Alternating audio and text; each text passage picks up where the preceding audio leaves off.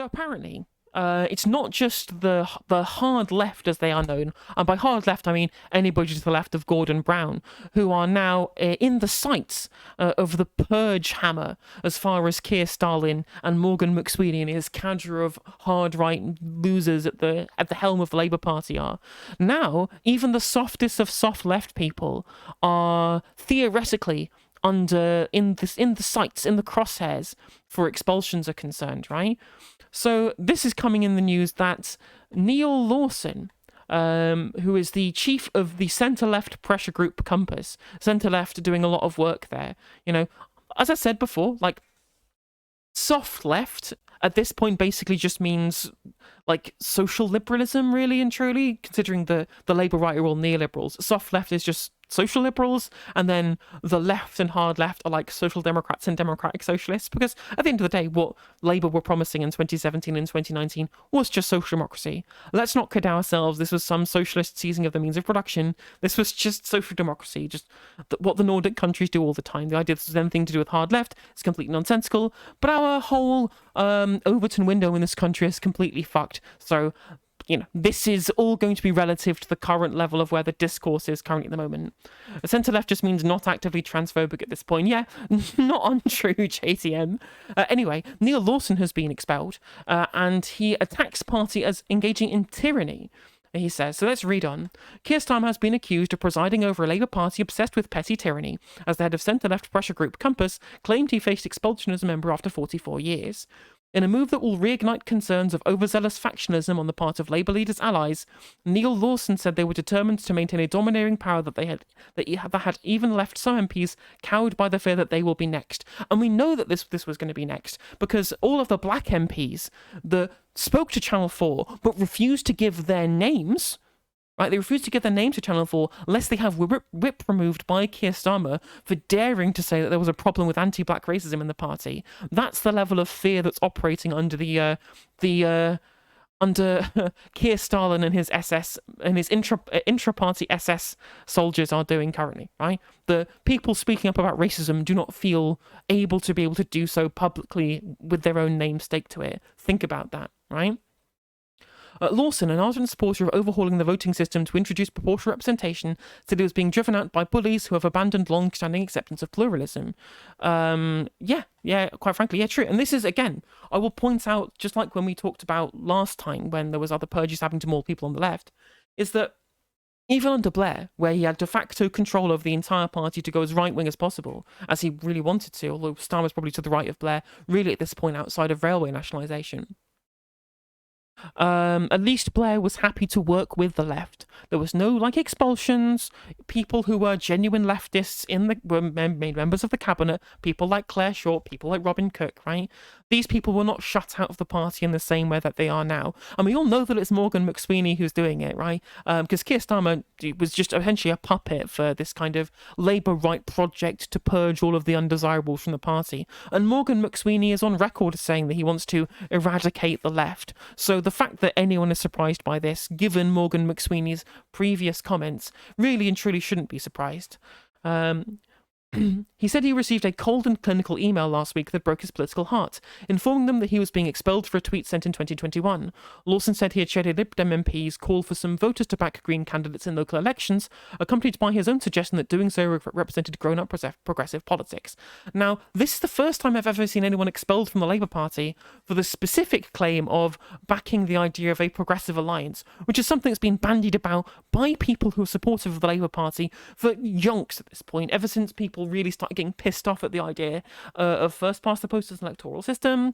So the idea that this is happening now shows that we really are crossing a line about who is represented in this political faction that are likely to get expelled by Keir Starmer because of this. And obviously, I think this is silly, right? From an objective standpoint, this is just bad politics for everybody. This is really bad politics because it's not engaging in the kind of large coalition of people that is necessary to be able to win an election. He's turning people away, and he's making himself look like a power-hungry authoritarian who cannot be trusted with power, because he is one. He's looking like that because that's exactly what he is. And It's also deeply hypocritical when there's like Labour Conservative councils in Scotland just so they can ensure that there is a unionist majority on these councils to try and block the pro-independence parties from having any kind of foothold in these councils. They're very happy to work with the Tories, but as soon as now we are seeing that people who are just tweeting out very kind of bland statements about a progressive alliance around non-Tory parties getting together, that crosses the line now. Or liking tweets from Nicola Sturgeon about not having COVID. That's, again, a previous story, really and truly. But they'll find any jumped-up reason to try and purge the party of any of the undesirables. They only see enemies and friends, and they want to get rid of their enemies because they know they don't need the membership subs anymore because they're getting money from the billionaires who are funding the party. So, this is obviously a complete travesty, right? From an objective standpoint, looking at this holistically, this is a travesty. Why someone like this would be expelled from the party makes no sense. It's completely nonsensical in every sense of the word, right? But what we have seen in response to this, something that I should really find funny. I should find it funny. We're seeing Guardian journalists, people like Polly Toynbee, somebody else from The Guardian also tweeted this out, saying, well, if Neal Lawson can be expelled, then any of us can be expelled, right? Where's I can't believe this pluralism is gone from the Labour Party now. And I'm like, you are the ones calling for the left to be expelled, right? You are the ones saying that Corbyn was a stain on the party. This is what you wanted. You wanted to be able to vote for this kind of right-wing candidate and give them the power to be able to do this. And you thought the leopard wouldn't eat your face? You got what you fucking wanted, mate. This is literally exactly what you wanted. And now you're getting fucking, trouble in paradise, aren't you? Buyer's remorse, I say. For people like Polly Toynbee, people who worked so hard to ensure there was no Labour government in 2017 and 2019, really have got their egg and their face in alignment at this point. And I should find this very, very funny. Right? I should find this hilarious. I should think that these people's hubris has gotten the better of them. I really should. But I'm not, right? Because I care about the people of this country. I care about progressive change in this country. I care about working people getting a fair shake in this country. And these people and their idiotic crankery around the theoretical electability of Corbyn and what they wanted to do to try and remake the Labour Party in their own shitty centrist image, right, has made that change completely impossible. And I'm livid. I'm absolutely fucking livid. And what these people have done, right?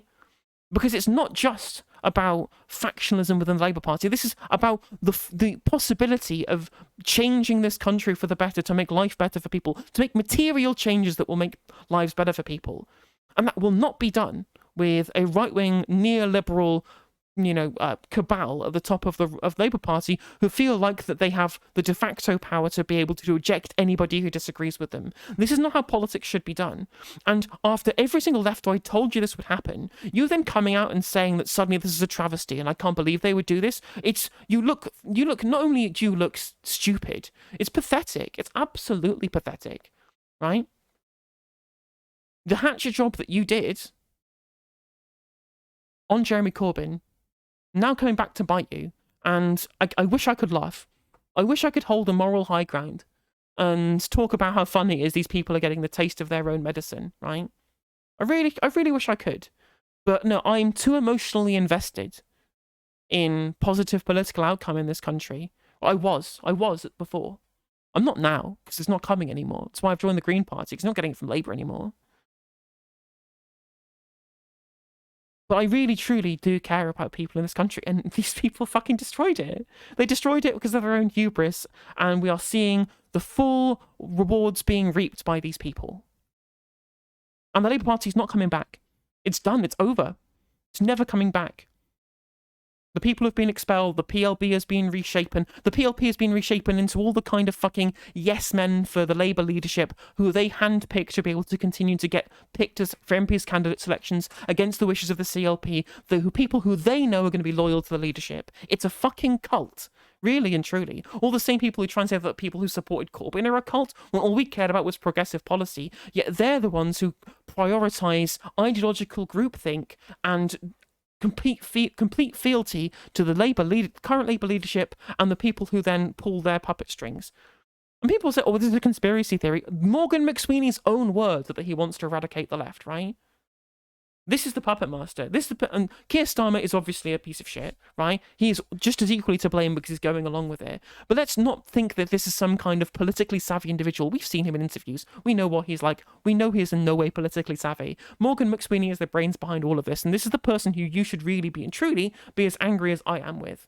You need to. This is the name that you need to be telling people about. This man's name needs to be fucking daubed on walls to know how much of a stain on democracy this man is, of internal party democracy, and the future of this country for progressive change is. This man is not fit to be in the position that he's in, and is completely unappointed because he just gets completely not democratically appointed anyway, just appointed because by Keir Starmer to be able to run the leadership campaign in this way, and to be able to run the Labour Party and Labour Party HQ in this way.